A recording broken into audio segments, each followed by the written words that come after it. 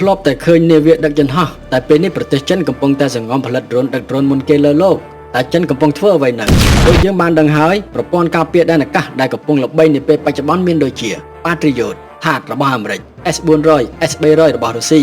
Iron Dome Arrow របស់អ៊ីស្រាអែល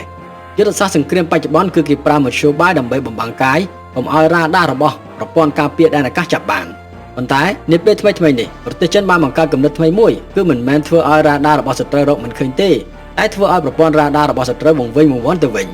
បងប្អូនដឹងទេចិនឥឡូវនេះកំពុងសង្ងំផលិតដ្រូនដឹកដ្រូនដែលមានឈ្មោះថាជូទៀនបំណងធំរបស់ដ្រូននេះគឺបញ្ចេញដ្រូនតូចមានតម្លៃថោកជាច្រើនក្នុងពេលតែមួយដើម្បីបញ្ឆោតឬបន្លំប្រព័ន្ធស្ទាក់ចាប់របស់សត្រូវឲ្យវង្វេងវង្វាន់ចាប់មិនឈ្នះបន្ទាប់មកអាវុធពិតប្រាកដនឹងចាប់ផ្ដើមមកកំទេចប្រព័ន្ធការពារដែនអាកាសនោះ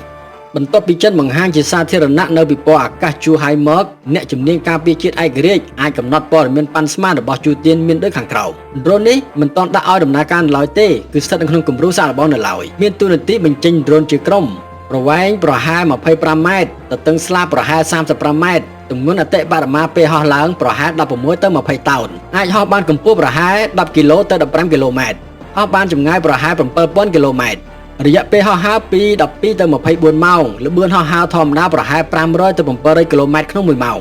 ជូទៀននេះអាចដាក់ដ្រូនតូចបានរហូតដល់ទៅ100អាស្រ័យលើប្រភេទបងប្អូនយើងនឹងចាំមើលតទៅទៀតតើដ្រូនដឹកដ្រូនជូទៀននេះអាចនឹងក្លាយជាអ្នកផ្លាស់ប្ដូរល្បែងសង្គ្រាមបានដែរឬទេ